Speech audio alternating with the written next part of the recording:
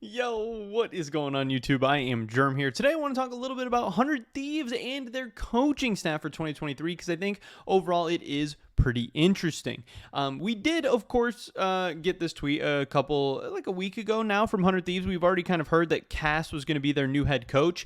100 Thieves did tweet out, rounding out our staff, Nukeduck and Kire will be joining us as assistant coaches in 2023. The rebuild begins here. Show some love. And this is what's very, very interesting because, yeah, 100 Thieves, even though they've been so successful domestically over the past couple of years, I think they've made it to 3 straight LCS finals. They've won 1 title, but they haven't been able to get out of groups yet at World, so they haven't really been able to necessarily, use that success going internationally at all just yet. But now their roster is changing a ton. They're expected to bring back, just one member of their 2022 season roster. So this is a time of change. This is a time of, rebuilding usually means kind of blowing things up and having to start from like the ground up. But I mean, hey, there's still a ton of talent, a ton of resources at the disposal of 100 Thieves. But here is their coaching staff for next season. They have Jungle Juice, who is their general manager.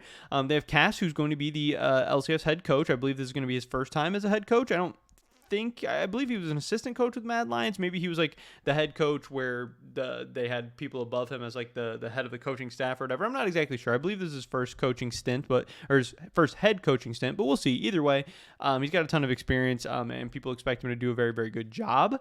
But coming over to the United States, who knows? Things are very different here, of course. They have Nukeduck, new LCS assistant coach, which is kind of an interesting one. This is the guy who just seems like he wouldn't go away in the LEC, no matter how many young and upcoming rookies or really, really strong or potentially strong LEC mids or ERL mids were coming up. Nukeduck just always found a way to stay in the LEC, for better or for worse. It is good to have those veterans. It's good to have those big names, but it was just kind of weird, especially last season when Niski ends up teamless and even like Jensen ends up teamless, but Nukeduck still has a team. I don't think he's bad by any means. I just, don't think he necessarily deserved all the opportunities he got, but hey, I mean, there's something to being kind of a cheaper middle of the pack player as well. So his career as a player does seem like it's coming to an end.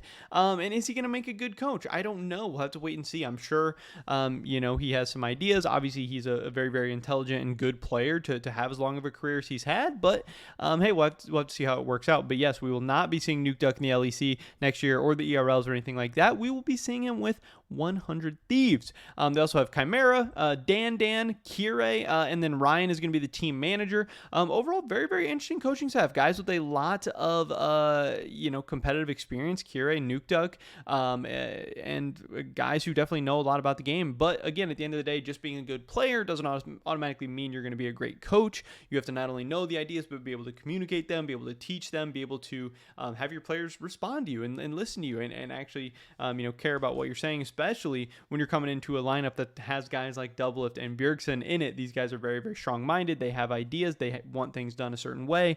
But you are going to have a big responsibility when you have guys like Busio and Tenacity on the team as well, because those guys, their development is going to be in the palm of your hands, going to be on your shoulders. We'll have to see how that works out. Nukeduck, Cass, Kire, they have, like I said, a nice group to work with, but they definitely have their, work cut out for them as well, especially when you look at the EG roster, the FlyQuest roster, and even the TL roster. It's going to be tough for 100 Thieves to kind of replicate the success they've had over the past couple of years, and it might even be tough for them to make Worlds. We'll have to see how that goes. But that's pretty much it for this video today, guys. Hopefully I catch you in the next one.